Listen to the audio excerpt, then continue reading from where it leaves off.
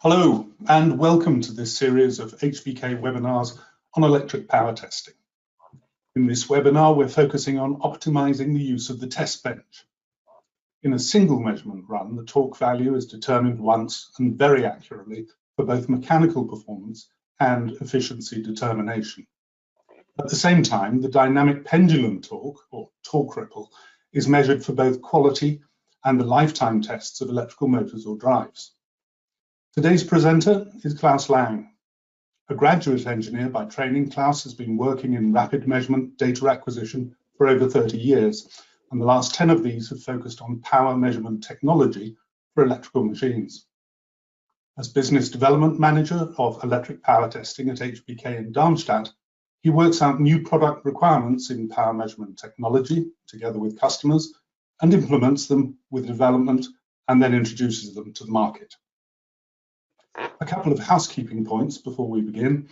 All attendee microphones will be switched off during the presentation, so if you have a question, please type it into the box you see on your screen and we'll answer those questions at the end of the presentation.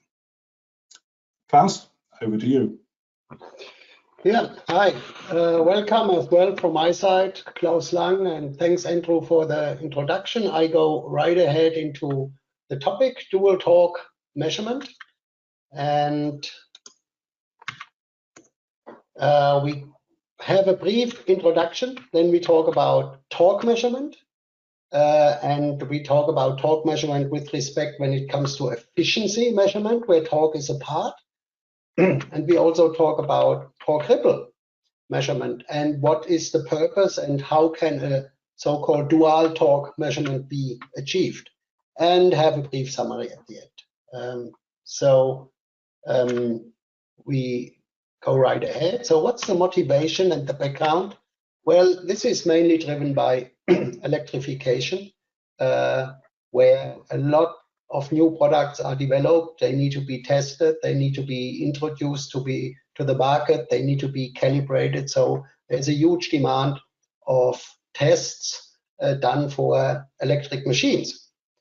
And the testing and analyzing of these new machines, new drives, new concepts is really an important task and with a lot of work involved. And at the same time to market is important because at the moment, as we all see, consumers are looking around for their next car, and the market shares are really rapidly changing. Yeah, you can see that on players like Tesla, which were non-existing a decade ago, and now is a major player in the EV market. Yeah, so time to market is really pressing. That's why car developers or machine developers really need to be fast to the market. To contradict that, test procedures for electric motors are really time consuming. To characterize a motor, that takes hours, if not days. And then you change something to improve performance and you retest. So that might be an endless loop which takes weeks and months. And obviously that should be improved. At the same time, the test rigs and the test rig time is limited in availability. Yeah, so you really need to look for methods or processes to save time. And one of the things we will show here is how can you do 2 tests in a single go and thus halven the needed time for this. And the topic is dual torque measurement. Because when you do a motor development, you typically need to look into torque at least twice. You need to do a very precise torque measurement for your efficiency plots to determine the efficiency behavior of the motor at certain torque and speed set points. Yeah, and at the same time, well, not at the same time, in a second test, in a separate test, you need to try to understand your torque ripple, which is produced by your motor, because that has several aspects on the drive experience. Yeah, so the precise torque measurement is needed for efficiency, for mapping, also for drive tests, WLTP range testing, and these things. There you need a very precise torque. Torque ripple you need for things like quality, lifetime aspects, noise, vibration, and harshness, driver experience, and last not least for the control of the e-machine. So two different tasks to be done when it comes to torque measurement. So how is torque measured? Let's start with some basics. This is a standard test rig, and for today we will basically focus on this portion down here, where you have a shaft coming out of a motor and you use a torque transducer, which typically is both measuring torque and speed, and these two signals are then processed by a power analyzer or a DAC system or an automation system or whatever. But we ignore the rest of the setup for today. We only focus on the torque portion. So how is torque measured? And here I have one example measuring chain. You need a torque transducer in the first place. Well, and we as HBK offer a very highly accurate torque transducer, like our T40s or T12s, which are in an accuracy class of up to 0.05%. Yeah, and then you need a device which measures then actually the torque, because the torque transducer is only a sensor which translates, or a transducer which translates the torque into a different entity. Yeah, in case of our torque transducers, it's a frequency signal. So that frequency signal is then fed into a kind of a measuring device. In this case, we will use our power analyzer card GN310, which is then again part of a power analyzer mainframe, which can be modularly expanded in case you need to measure multiple torque speed signals for a four-wheel drive or something like that. And in the end, you see the results on a screen of a PC. So that's the measuring chain. You need to get to a torque reading in the end. So, and how is that done? Let's use one example of our T12 torque transducer, which is our flagship, and that offers an accuracy class of 0.02%, and that is a secondary feature which will become very important when we talk about torque ripple later on, a bandwidth of up to 6 kilohertz. Yeah. So these are the two key features we need to know from our torque transducer to understand what we can do with those when it comes to efficiency measurement and to torque ripple. Well, the output of most of the torque transducers nowadays is a frequency modulated signal.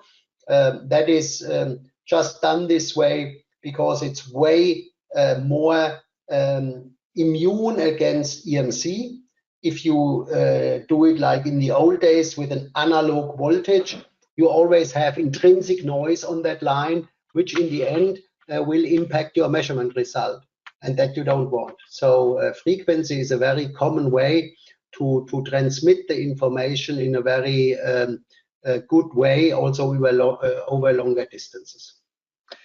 The setback is, however, that you then need something like a counter timer, which converts this frequency which comes out of your transducer into a readable signal. Yeah, and that is already something you need to be aware of, because the accuracy of that counter timer needs to match with your torque transducer. Yeah, if you have a highly accurate torque transducer but a pretty lousy timer counter device, then you throw away all the accuracy you have from your torque transducer. Yeah, so that's different to an analog channel. This time we are looking for pulses, and in the number of pulses, the torque information is modulated in. Yeah, so we count the pulses over time. So we have a gate time, and we say, let's say for a second, we count the pulses, and these frequency which we then have detected can be converted back into the torque. So we get this torque reading out of the number of pulses. So you have a signal, and this is this red one which comes out of your torque transducer. So this is just a pulse strain, yeah. And with your measuring device, you set a gate time, and you count the pulses within this gate time. In this picture, it's 10. You divide the 10 pulses by your gate time, and you have your frequency. And then you need to know what the scaling factor of your torque transducer is, and then you can calculate back the torque, which is represented by this frequency.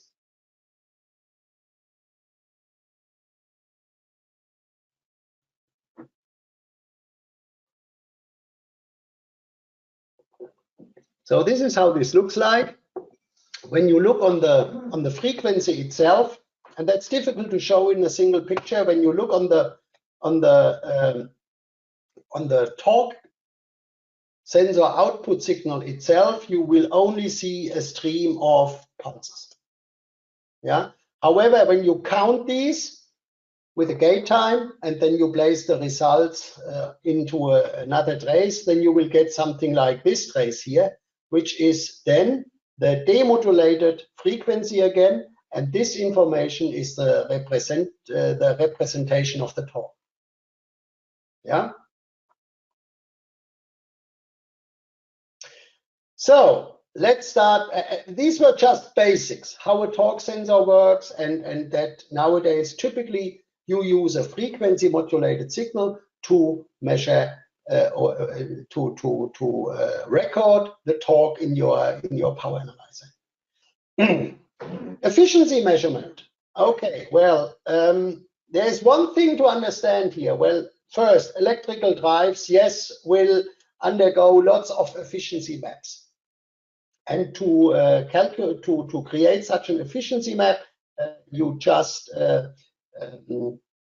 do a lot of measurements at different torque, yeah, and at different speeds. And in here, then you have a single set point, which is an efficiency, which is the ratio between input power and output power. Okay, so we need input and output power. Now let's look on the mechanical power. And here's the efficiency formula: output power divided by input power. And that is mechanical power, which is the output, divided by the electrical power. Yeah. And that is simplified. The mechanical power, which is this, 2P multiplied with torque multiplied with speed divided by 60 divided by electrical power, voltage multiplied by current. That's of course simplified. Yeah, but the important information here to understand is that this mechanical power is an instantaneous value. There is nothing like a cycle in here, or an angle, or a cosine phi, or whatever. This is an instantaneous value which in theory can be calculated per sample. Yeah. So the mechanical power is an instantaneous calculation. However, for efficiency, we also need the electrical power P, and that is created out of the RMS values of voltage and current. And these RMS values can only be calculated over a full cycle, because you need to measure from one zero crossing to at least the next zero crossing. That would be a half cycle, or 2 zero crossings, that would be a full cycle, to obtain a proper electrical power. So P, electrical power, can only be calculated over a cycle. And as you want to do a division of one power divided by the other power, you also need your mechanical power over a cycle. So even if you have a highly dynamic torque sensor, you need to average the output to get a reading per cycle, and that averaging eliminates any high frequency content. So in order to do an efficiency measurement, you need to filter the output of your torque to get it stable over a cycle, and then you need to measure it over that cycle, the average of that cycle, and to divide that by the average of the electrical power, and that gets you your efficiency.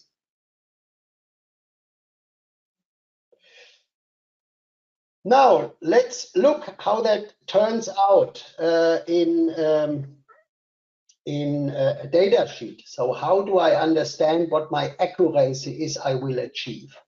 It is a function of the averaging time, because the longer I average, the more I eliminate all the statistical errors I have in my reading, and also the smaller the error is at the beginning and at the end of the gate time. So let's take an example again. We take a T40, which has a sender frequency, meaning at 0 Newton meter, it gives out a 60 kilohertz frequency. And that is then modulated down to 30 kilohertz and up to 90 kilohertz, depending from the load on the torque transducer. And we use a GN310B with a counter timer input. Yeah.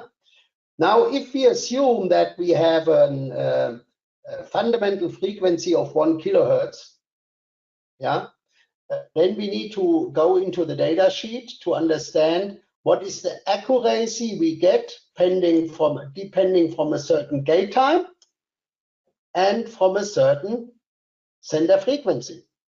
Yeah. And that, in this case, will end up in an inaccuracy of 0.0052 for the counter timer measurement of our torque transducer. And you need to add that to your measurement uncertainty calculation. So it's not only the torque transducer which defines your measurement uncertainty on the mechanical power. Very often you have a pretty large contribution to the measurement uncertainty by your timer counter measurement. Yeah. So please be aware that this is an additional error which is brought into your torque measurement. It's not that you can just look on the data sheet of your torque transducer and say, wow, 0.02%, great. So my mechanical power is 0.02%. No, that's wrong. That is only the accuracy of the torque transducer. You need to look also into the accuracy of your counter timer channel. Yeah. Okay, that was the efficiency measurement, and it was just a little snippet on this and what to watch out so that you can make that accurately as possible, because that's your target. Efficiency measurement, you want to have accurate. Yeah, 99. Well, on the mechanical side, 99 is a little bit high. Let's say 92.5%. And you don't want a plus minus 2% deviation here. Yeah. How's about torque ripple? Well, torque ripple is a little bit different, because torque ripple is a very dynamic signal. Yeah. It is mainly caused by the machine itself, and we will see that on one of the next slides. Yeah. So you see. That is this blue trace down here. Yeah, you see a torque, which is the blue trace, which is pretty static. It has a low variation, but it has a very high small AC component. Yeah, and that is zoomed out here a little bit. The red trace on top, that is zoomed out. Yeah, and this oscillation is caused by the electrical machine, by its constriction. Yeah, And in this case, you can count it between the cursors. You have the cursors are exactly positioned at 1 electrical cycle. Yeah, and in this 1 electrical cycle, you have, in this case, and that's a machine property, 36 torque ripples. Yeah, and that stays constant. So even if your electrical cycle now becomes faster because your RPM increases, also this frequency will increase as it will stay 36 times higher than your fundamental frequency. So it's proportional to speed. Yeah. Now, again, if you would filter that blue trace, that would look just like a flat line, and you would say, hey, perfect torque. Yeah. But indeed, you filter out your high frequency components because you want to do that for your efficiency measurement, but actually you miss the information that you have a torsional vibration in here, which is torque ripple. Well, torque ripple has a few potential root causes, and I'm only going into the most popular, which is just the number of poles in your machine and the magnets.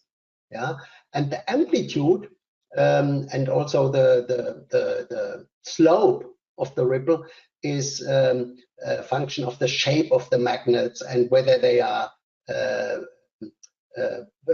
buried or not, how the slots look like, and all of that. So it's really a mechanical thing, yeah, that these magnets, as they rotate and they go by the electrical poles, yeah, they tend to like the position or not. So they move easy or they don't move easy. And that is the difference in torque, which is the torque ripple.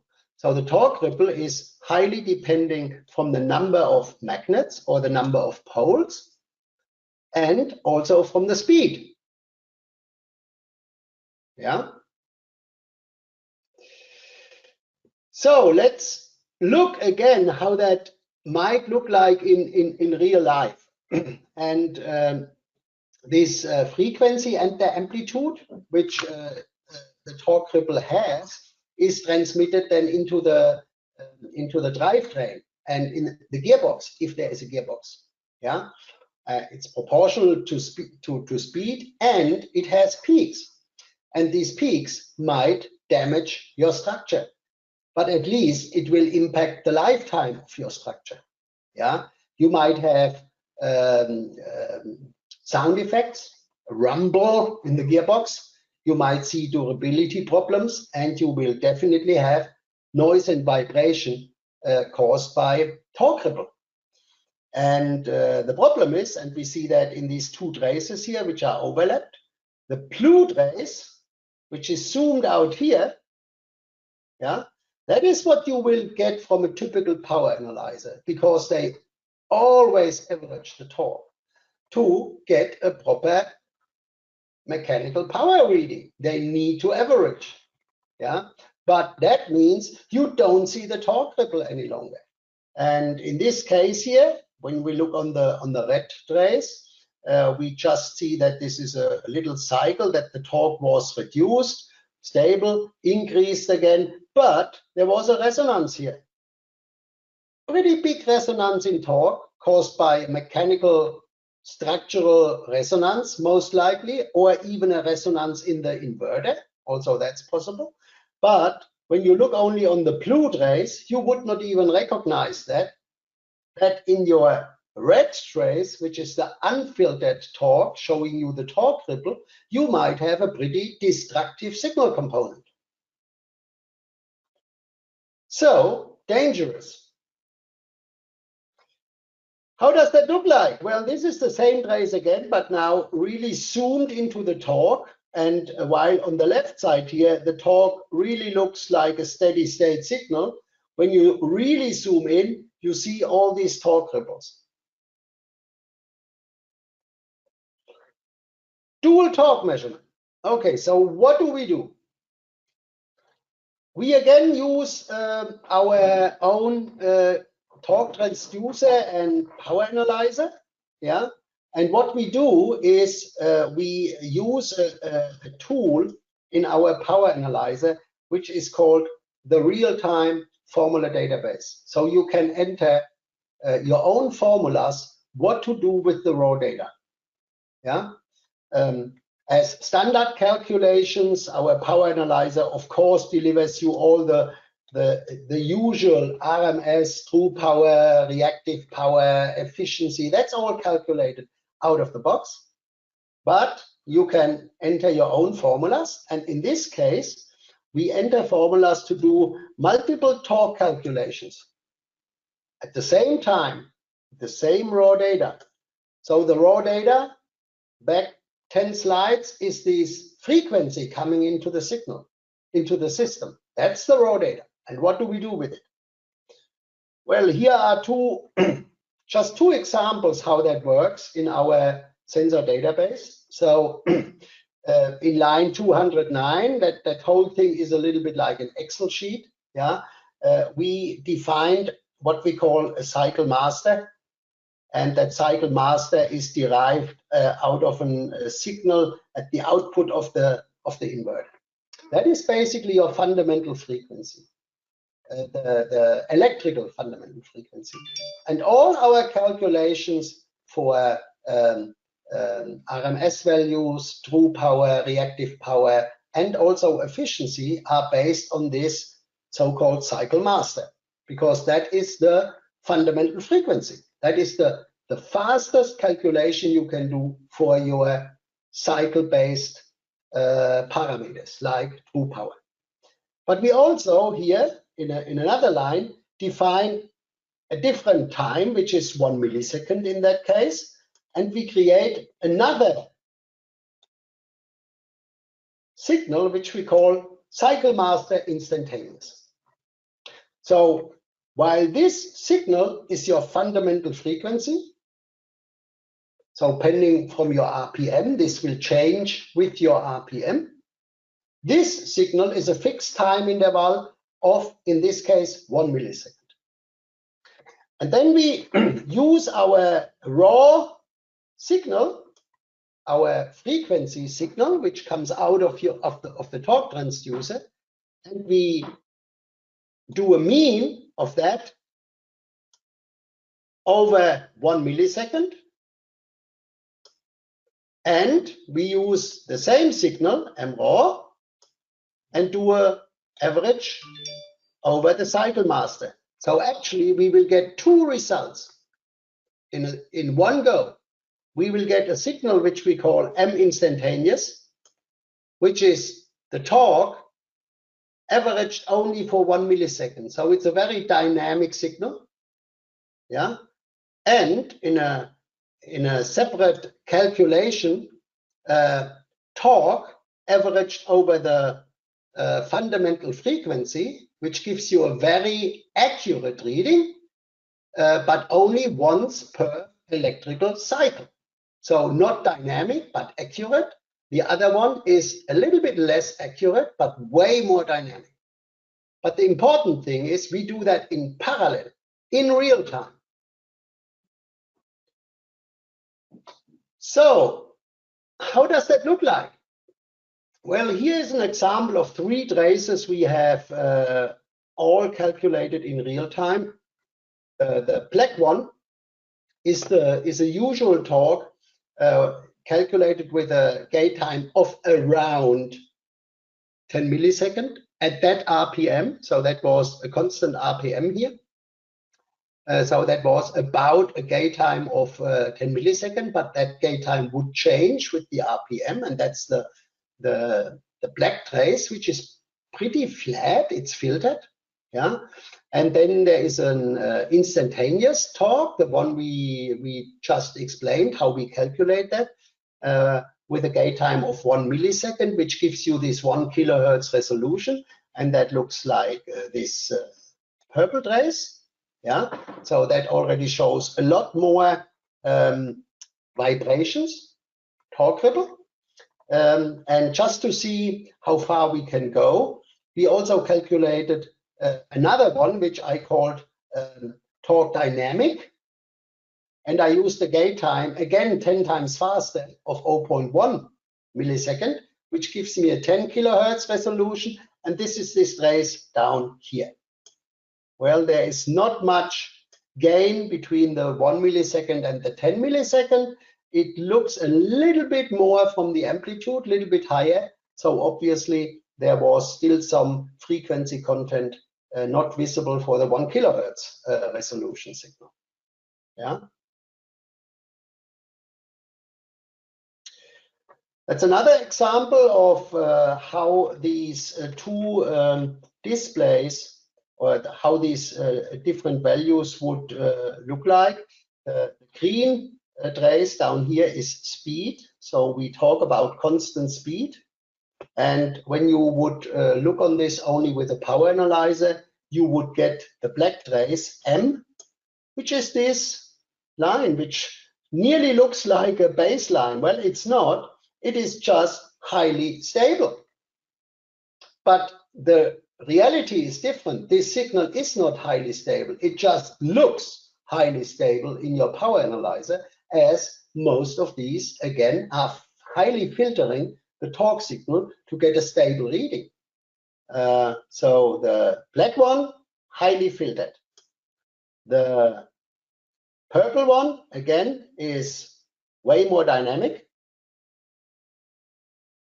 Yeah, and the full bandwidth, meaning in this orange one, I have tweaked the power analyzer to have a higher bandwidth than the torque transducer.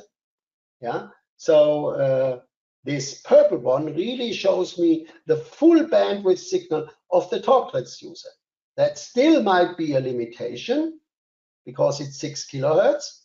Yeah, but at least the power analyzer no longer limits the signal information I get out of my sensor.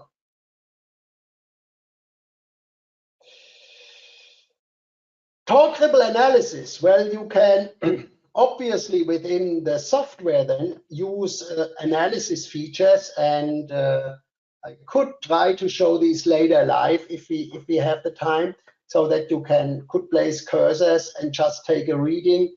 Which in this case here tells you, well, cursor 1, I have a 6.9 Newton meter reading. Cursor 2, I have 5.3 Newton meter.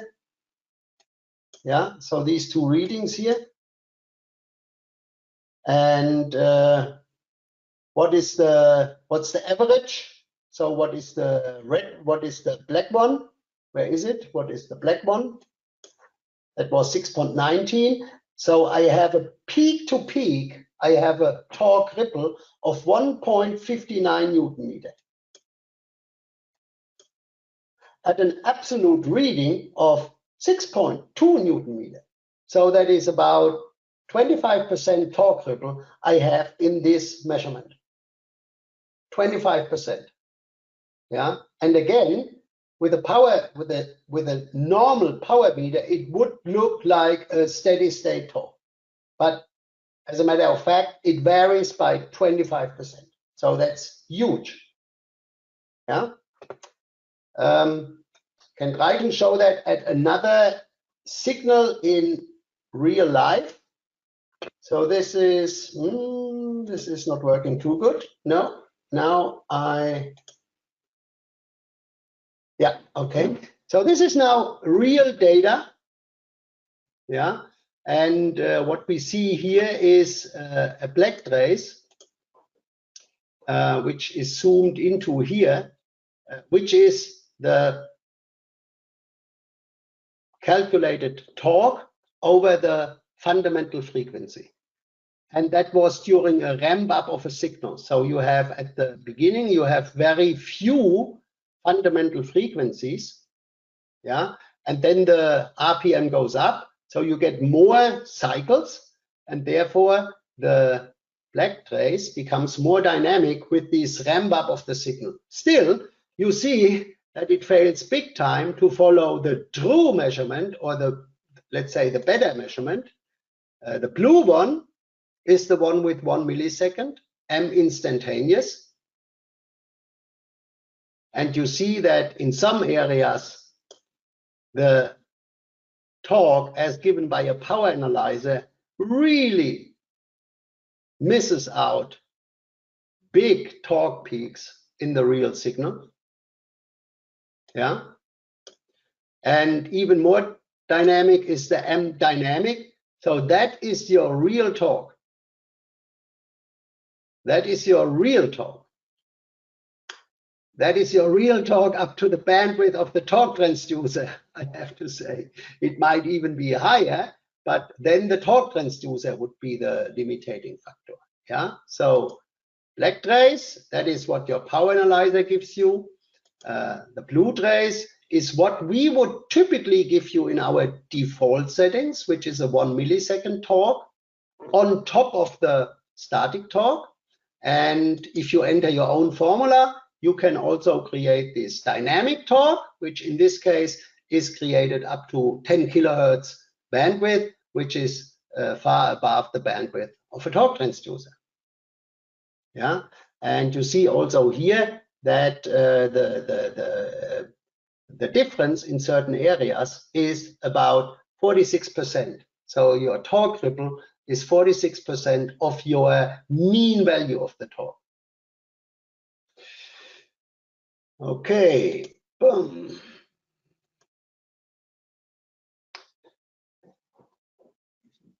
The next step would be, as we have now a dynamic torque signal, yeah, you could also start analyzing this in the frequency domain.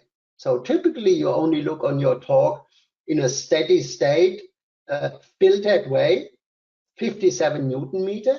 Yeah, but once you make the step into dynamic torque and you also measure the real high frequency content of the torque, you can then start doing frequency analysis. Yeah, and that is this picture here, where you again have this torque trace which we just have measured, yeah, with highest resolution, and then we have created an FFT window, which is this red area here, and whatever is in this FFT window in this red area here is then here shown as a spectrum. Yeah, so you have a fundamental frequency here of 62 hertz. That is then your fundamental, most likely. Yeah, and here are your harmonics in there.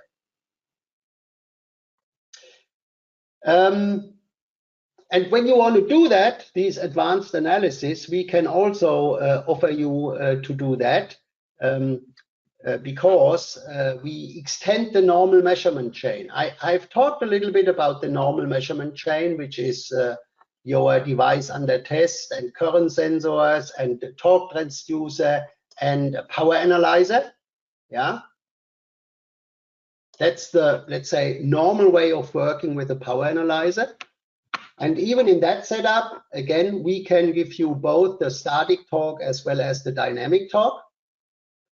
But we can also add NVH measurements to this power analyzer and then analyze the NVH data, acceleration, sound in a special analysis package, which is BK Connect, with respect to all of these things you want to know about sound and vibration. Summary, and that's my last slide. So, torque transducers are very precise and they are dynamic. That's a sensor capability. They give you both. Yeah. And nowadays, test procedures need to be optimized with respect to time saving. Now, if you want to measure efficiency, you need a precise torque value. That requires you to average / to filter the torque, and that gives you efficiencies. But you also need to know about torque ripple. Yeah, and for torque ripple measurement, you must not filter. You must use the unfiltered signal from your torque transducer in order to understand your dynamic torque behavior. Yeah, so you need both, or if you have both, let me put it like that. if you can derive from your torque signal, which is a frequency, in a single go, the precise efficiency and the dynamic torque ripple, then you can save the test time of one of the two tests because you do it in a single go. And that's what we call dual torque measurement. It basically halvens your test time, or it makes one test out of two. Conclusion, yeah, with our power analyzer who can do this dual measurement and the HBM torque transducers, which are at the same time very accurate and offer high bandwidth, you can do these two measurements in a single go and save valuable test time.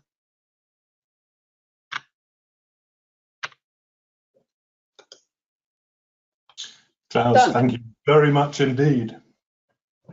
A truly interesting subject. And you've triggered some questions along the way there. So we should dive into those straight away. Is there a maximum bandwidth that HBK offers for torque transducers to analyze torque ripple? Is the first question. Yes. The fastest torque transducer we currently have is our T12. Say that again. The bandwidth for the torque. What is the maximum bandwidth HBK offers for torque transducers to analyze torque ripple? Okay, to analyze torque ripple, because we have to be careful when we talk about bandwidth. We must not mix maximum RPM a torque transducer can turn and maximum signal frequency torque transducer can transmit. And if it's if the question is targeted towards torque ripple, then the bandwidth of the transducer is the relevant factor, and that is then our T12 with 6 kilohertz bandwidth. So the answer is 6 kilohertz. That's the maximum we can offer at the moment. Right. Next question.